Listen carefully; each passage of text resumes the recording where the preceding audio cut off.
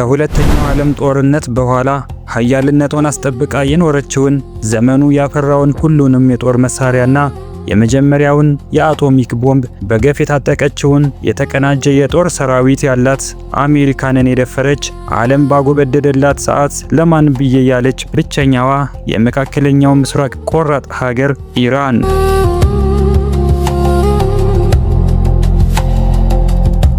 የዛሬዋ ኢራን የጥንቷን ፋርስ ወይም ፐርሺያን ዛሬ ላይ ከእስራኤል ጋር ሆድና ጀርባ ከመሆናቸው በፊት የዓለም ኃያል ነኝ ለምትለው አሜሪካ ራስ ምታት የሆነችበትን ኃይል እንዴት እንዳገኘችና ከ2500 በላይ ዕድሜ ያስቆጠረው ታሪኳንና ከእስራኤል ጋር የነበራቸውን ወዳጅነት እንመልከት።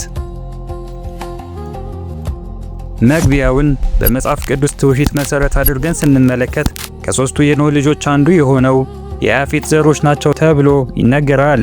ብዙውን ጊዜ በአውሮፓና በእስያ የሚገኙ ክፍሎችን ጨምሮ በሰሜናዊ ክልሎች ውስጥ ከተስፋፉት ህዝቦች ጋር የተያያዙ ናቸው። ይህም አሁን ዘመናዊ ኢራን የሆነችውን የጥንቷን ፋርስ አካባቢ ለማካተት ችሏል። አንዳንድ ትርጓሜዎች ፋርሳውያን ከያፌት ዘሮች ጋር በተለይም በሜዶናውያንና በእስኩቴሶች በኩል ሊገናኙ እንደሚችሉ ይጠቁማሉ።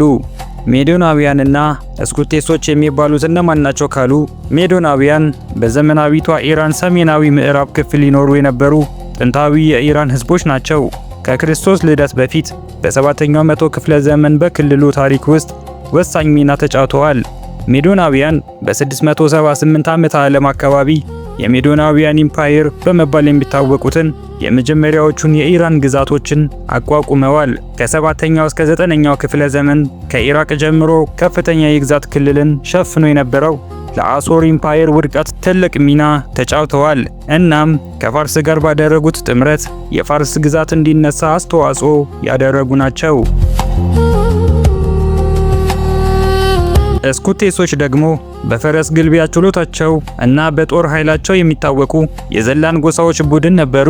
መጀመሪያ ላይ ከአውሮፓና እስያ የመጡ የዘመናዊቷን ዩክሬን፣ የሩሲያንና የመካከለኛው እስያ ክፍሎችን የሚያካትት ሰፊ ቦታን ይቆጣጠሩ ነበር። እስኩቴሶች ግሪኮችን እና ፋርሳውያንን ጨምሮ ከተለያዩ ስልጣኔዎች ጋር ይገናኙ ነበር። በዋናነት በኢራን ሰሜናዊ ክፍል በሚገኙ ሜዳዎች ላይ ያተኮሩ ቢሆኑም አንዳንድ የእስኩቴስ ነገዶች ወደ ኢራን ተወስደው ከሜዶናውያንና በኋላም ከፋርስ ግዛት ጋር እንደተገናኙ ይታመናል። ሁለቱም ቡድኖች በኢራን ጥንታዊ ታሪክ ውስጥ ወሳኝ ሚና ተጫውተዋል። ይህም ለክልሉ ባህላዊና ፖለቲካዊ እድገት አስተዋጽኦ አድርጓል። ይህ ታሪካዊ ትስስር የክልሉን ጥንታዊ ህዝቦችና ባህሎች በመረዳት ረገድ የዘር ሐረግ ወጎች ውስብስብነትን ያጎላል።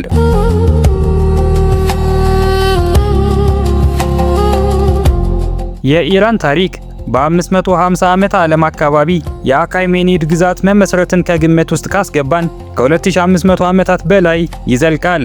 እንደ እስልምና መስፋፋት በ7ኛው ክፍለ ዘመን ወይም በ16ኛው ክፍለ ዘመን የሳቪድ ስርወ መንግስት መነሳት ያሉ ቁልፍ እድገቶችን ካሰብን ታሪኩ በተለያዩ ዘመናት ሊቀረጽ ይችላል። ነገር ግን የኢራን ቀጣይነት ያለው ስልጣኔ ወደ 2600 ዓመታት የሚጠጋ የዘር ሐረግ አለው። የኢራን ታሪካዊ ገጽታ የተቀረጸው በተከታታይ ጉልህ ስርወ መንግስታትና ክስተቶች ነው። በተለይም በፓርቲያንና ሳሳኒድ ግዛቶች ዘመን እንዲሁም እንደ ታላቁ አሌክሳንደርና ሄሌና ባሉ ሰዎች ተጽዕኖ ውስጥ ነበር። የአሌክሳንደር አጭር አገዛዝ በ247 አካባቢ የፓርቲያን ግዛትን እንዲነሳ መንገድ ጠርጓል።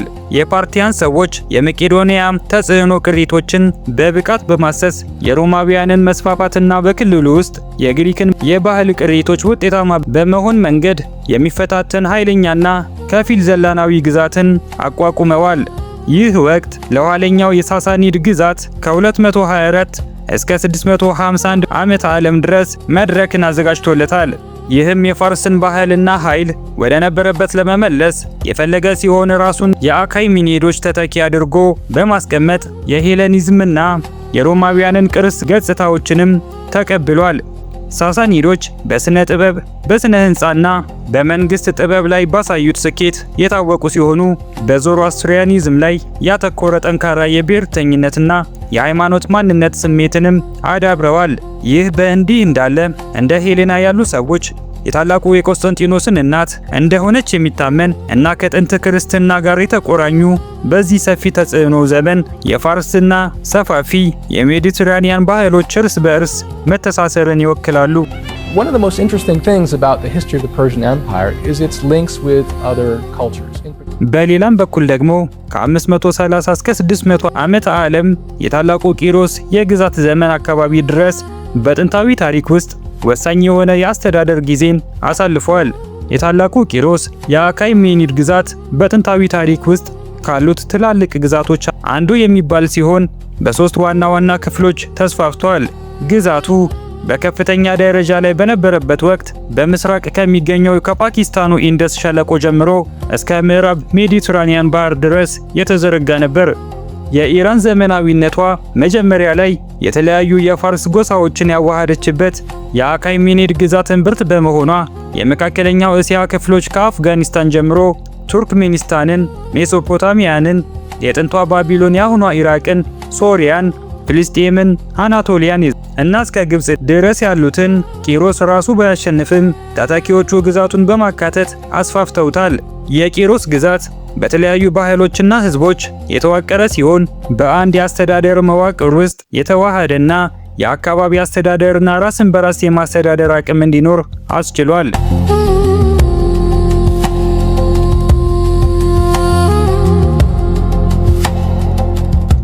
በወታደራዊ ድል፣ በስትራቴጂካዊ ጥምረት፣ በፈጠራ አስተዳደርና በባህላዊ መቻቻል ጥምረት ኃይልን አግኝቶ ነበር። መጀመሪያ ላይ ቂሮስ የተለያዩትን የፋርስ ጎሳዎች አንድ አድርጎ በ550 ዓመተ ዓለም አካባቢ በፋርስ ሰሜን ምዕራብ የነበረውን የሜዶናዊውን ንጉስ አስቲያጅስን በመገልበጥ በክልሉ ውስጥ ያለውን ኃይል ውጤታማ በሆነ መንገድ አጠናክሯል። ወታደራዊ ዘመቻዎቹ በታክቲካል ብልህነት እንደ አናቶሊያ፣ የአሁኗ ቱርክና ባቢሎን ያሉ የጎረቤት መንግስታትን ድክመቶች የመጠቀም ችሎታው ተለይተው ይታወቃሉ። ነገር ግን ቂሮስ የተሸነፉትን ህዝቦች ከመግዛት ይልቅ ብዙውን ጊዜ ከአካባቢ መሪዎች ጋር ጥምረትን ይፈጥር ነበር። እናም በአስተዳደሩ ውስጥ የስልጣን ቦታዎችን ይሰጣቸው ነበር። በዚህም ተግባሩ መረጋጋትንና ታማኝነትን ያበረታታ ነበር። በተጨማሪም በታዋቂው ቂሮስ የተመሰለው የባህል መቻቻል ፖሊሲዎቹ የአካባቢውን ልማዶችና ሃይማኖቶች እንዲመለሱ አስችለዋል። ይህ ልዩ የሆነ የወታደራዊ ጥንካሬ፣ የዲፕሎማሲ ዕውቀት እና ለአካባቢው ባህል አክብሮት ጥምረት ግዛቱን በፍጥነት ለማስፋፋት ከማመቻቸቱም በላይ ዘላቂ መረጋጋትና ለአሁኗ ኢራን ጥንካሬዋና እድገቷ ላይ ጥልቅ መሰረትን ጥሏል።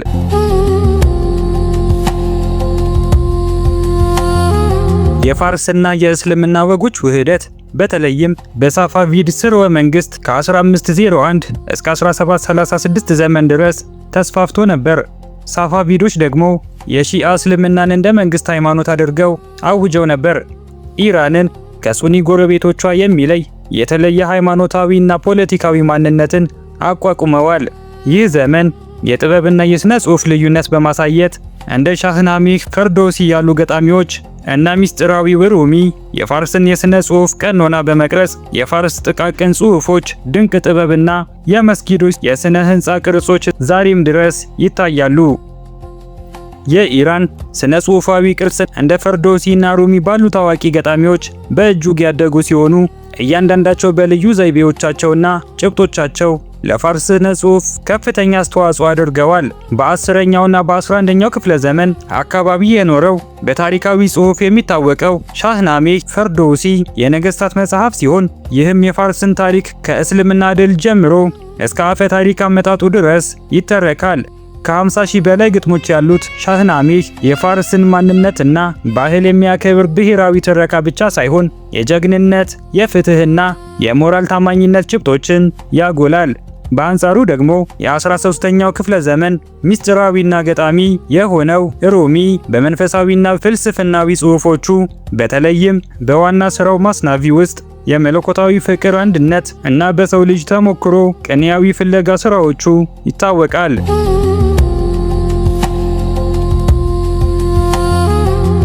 ሩሚ ጽሑፎች በጥልቅ ውበታቸው የሚታወቁት ሃይማኖታዊ ወሰኖችን በማለፍ በባህሎችና በዘመናት ውስጥ ካሉ ሰዎች ጋር ይስማማሉ። የፈርዶሲ ስራዎች ብሔራዊ ኩራትንና ታሪካዊ ጀግንነትን የሚያከብሩ ቢሆኑም የሮሚ ጽሑፎች የፍቅርንና የህልውናን ምስጢራዊ ገጽታዎች በጥልቀት ይዳስሳሉ። ይህም በዓለም ዙሪያ ያሉ ታዳሚዎችን ማነሳሳትና መማረክን የቀጠለውን የፋርስ ስነ ጽሑፍ የበለጸገ ገጽታን ያሳያል።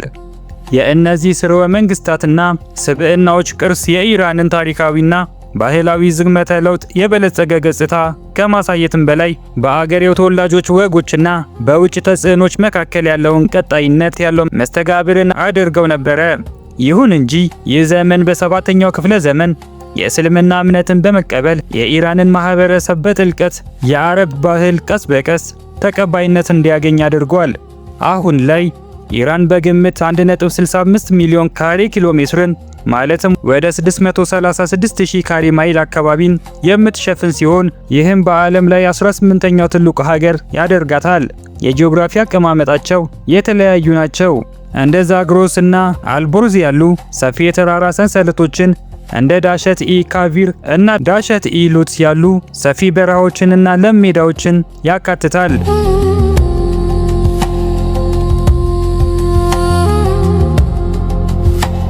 ከ85 ሚሊዮን በላይ ህዝብ ያላት ኢራን በመካከለኛው ምስራቅ ውስጥ በብዛት ከሚኖሩት ሀገራት አንዷ በመሆኗ በተለያዩ ጎሳዎች፣ ቋንቋዎችና የባህል ሞዛይክ ትታወቃለች።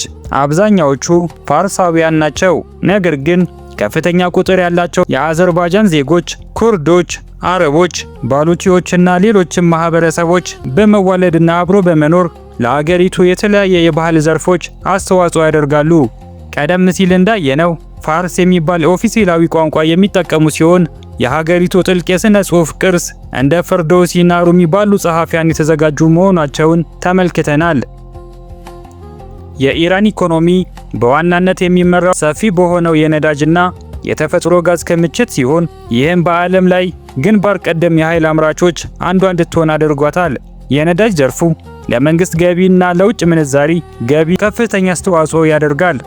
እንደ ግብርናና ማኑፋክቸሪንግ ያሉ ዘርፎችም ወሳኝ ሚናን ይጫወታሉ።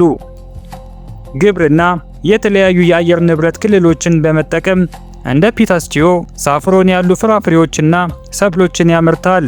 በዓለም አቀፍ የነዳጅ ዋጋ ላይ ማዕቀቦችንና መለዋወጥን ጨምሮ የኢኮኖሚ ተግዳሮቶች ቢገጥሟትም የኢራን ታሪካዊ የባህል ቅርስ ከስትራቴጂካዊ ሀብቶቿ ጋር ተዳምሮ በክልላዊና በዓለም አቀፍ ሁኔታዎች ውስጥ ጉልህ ሚናን ይጫወታል። የአገሪቱ ጥልቅ ታሪካዊ ስሮች ከዘመናዊው ማህበራዊ ኢኮኖሚያዊ ተለዋዋጭነት ጋር ተዳምረው እየተሻሻለ የሚሄድ ውስብስብና ታላቅ ማንነትን አንጸባርቀዋል። የኢራን ባህል ከዞሮአስትራኒዝም ታሪካዊ ስሮቹ ጋር በጥልቅ የተቆራኘ ነው። ቀደምት የኢራንን ማንነት ከመቅረጽ ባለፈ በክልሉ ውስጥ የተለያዩ ሃይማኖታዊ እምነቶችን ነክቷል። ጥበብ እና አርኪቴክቸር በኢራን ባህል ውስጥ ጉልህ ቦታን ይይዛሉ። የሚያብረቀርቁ የፋርስ ምንጣፎች፣ ውስብስብ የንጣፍ ስራዎች እና እንደ ፐርሴፖሊስ ፍርስራሾችና አስደናቂ የኢስፋሃን መስጊዶች ያሉ ግርማ ሞገስ ያላቸው ታሪካዊ ቦታዎች የአገሪቱን የጥበብ ችሎታ ያሳያሉ።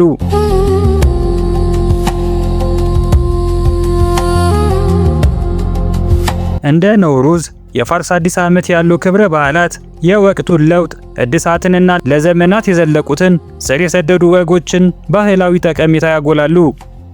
በቤተሰብ በእንግዳ ተቀባይነት እና በጋራ ስብሰባዎች ዙሪያ ያሉ የኢራን ልማዶች በማህበራዊ ትስስርና በማህበረሰብ ህይወት ላይ ያለውን ዋጋ የበለጠ ያሳያሉ። ይህ ባለ ብዙ ገጽታ ባህላዊ ማንነት በታሪካዊ ልምዶች፣ በጎሳ ልዩነትና በኪነ ጥበብ መገለጫዎች የተቀረጸ ነው። በዝግመተ ለውጥ በዓለም አቀፍ ባህል ላይ ተጽዕኖ በማሳደር እና በማሳደግ ጠንካራ የብሔራዊ ኩራትና የማንነት ስሜትን በመጠበቅ ቀጥሏል። አሁን ደግሞ ዛሬ ላይ ጠላቶች ከመሆናቸው በፊት እስራኤልና ኢራን የነበራቸውን ግንኙነት ስንመለከት በሁለቱም መካከል ባለፉት 100 ዘመናት የነበረውን ግንኙነት በከፍተኛ ሁኔታ የተሻሻለ እንደነበር በትብብርም ሆነ በግጭት ደረጃዎች ተለይቶ ይታወቃል። በጥንት ዘመን በተለይም በስድስተኛው ክፍለ ዘመን በታላቁ ቂሮስ የግዛት ዘመን ግንኙነቱ በግልጽ አዎንታዊ ነበር። ንጉሥ ቂሮስ በባቢሎን የነበሩ አይሁዳውያን ግዞተኞችን ወደ ኢየሩሳሌም ተመልሰው ቤተ መቅደሳቸውን እንደገና እንዲገነቡ በመፍቀድና በመቻቻል ፖሊሲው ይታወሳል። መጽሐፍ ቅዱስ ንጉሥ ቂሮስን ዛሬም ያከብረዋል። ስሙም በአይሁድ ባህል በአክብሮት ሲታወስ ቆይቷል።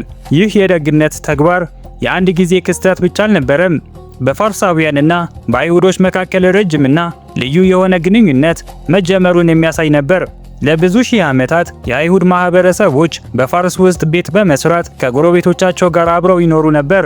በሌላ በኩል ደግሞ በመጽሐፍ ቅዱስ ውስጥ ስለምትገኘው አስቴር ስንመለከት በጥንታዊው የፋርስ ግዛት ከ486 ዓመተ ዓለም በነበረው በንጉሥ ጠረክሲስ ዘመን አስቴር የተባለች አንዲት ወጣት አይሁዳዊት ሴት አስደናቂ የሕይወት ውድድርን ካሸነፈች በኋላ አስቴር የአይሁድ ማንነቷን ደብቃ ንግሥት ሆና እና ዘውድ ተሸልማ በሱሻን በሚገኘው የቅንጦት ቤተ መንግሥት ውስጥ ትኖር ነበር።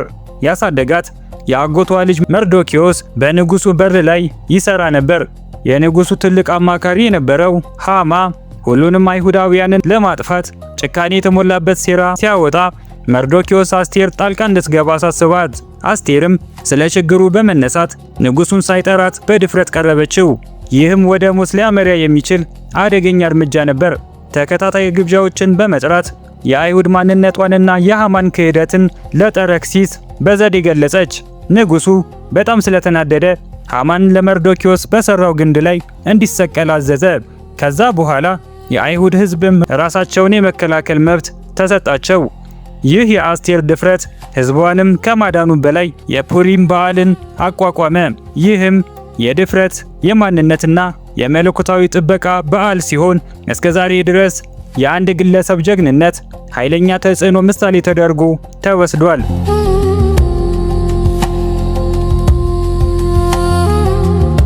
ታላቁን አሌክሳንደር ወረራ ተከትሎ የነበረው የሄሌናዊት ዘመን ሁለቱም ባህሎች እርስ በርስ ሲገናኙ እና ሐሳቦችን ሲለዋወጡ እንዲሁም የውጭ ግዛቶች ጫናዎች ሲገጥሟቸው አዳዲስ ውስብስብ ነገሮችን አስተዋውቀዋል። በዘመናችን በተለይም በ1948 የእስራኤል መንግስት ከተመሰረተ በኋላ ውጥረቶች እንደገና ብቅ ብለዋል። ሰፊ መካከለኛው ምስራቅ ግጭቶች ዳራ ላይ ርዕዮተ ዓለምና ጂኦፖለቲካዊ አለመግባባቶች ሲፈጠሩ ውጥረቶች እንደገና ብቅ ብለዋል። በእስራኤልና በኢራን መካከል የተጀመረው ውጥረት በ1979 ከተደረገው የኢራን እስላማዊ አብዮት ወዲህ በመሆኑ ውስብስብ የሆነ የጂኦፖለቲካዊ ፉክክር ሆኖ ይገኛል። በ20ኛው ክፍለ ዘመን ኢራን ከፍተኛ ማህበራዊና ፖለቲካዊ አለመረጋጋት አጋጥሟታል። የ1906ቱ ህገ መንግስታዊ አብዮት የፓርላማ ስርዓት ለመመስረትም ያለመ ሲሆን ለዘመናት የቆየውን የአምባገነን አገዛዝ ለመቃወም ያለመ ነበር። ይህ ለዲሞክራሲ የሚደረገው ትግል የ1953ቱን መፈንቅለ መንግስት ተከትሎ የሺአን ኃይል መልሶ በማቋቋም ሰፊ ቅሬታን አስከትሏል። በ1970ዎቹ መጨረሻ ላይ የህዝብ ቅሬታዎች በኢስላማዊ አብዮት ውስጥ ጨምረው የኢራንን የፖለቲካ ገጽታ በእጅጉ ቀይረዋል። በአያቶላ ኮሚኒ የተደገፈው የኢስላማዊ ሪፐብሊክ መመስረት የዘመናዊቷን የኢራን አስተዳደርና ማንነት ቀርጿል። ዛሬ ላይ ኢራን ከታሪካዊ ቅርሶቿ፣ ከባህላዊ ብልጽግናዋና ከዘመናዊ ተግዳሮቶቿ ጋር የምትታገል ውስብስብ ሀገር ሆና ቆማለች። ተጽዕኖዋ ከድንበሩ አልፎ የሚዘልቅ ሲሆን በክልል ጂኦፖለቲካና በባህላዊ ልውውጦች ውስጥ ወሳኝ ሚና ስለሚጫወት ጥንታዊ ቅርሶቿንና ዘመናዊ እውነቶቿን የሚያንጸባርቅ ልዩ ማንነትን ትጠብቃለች።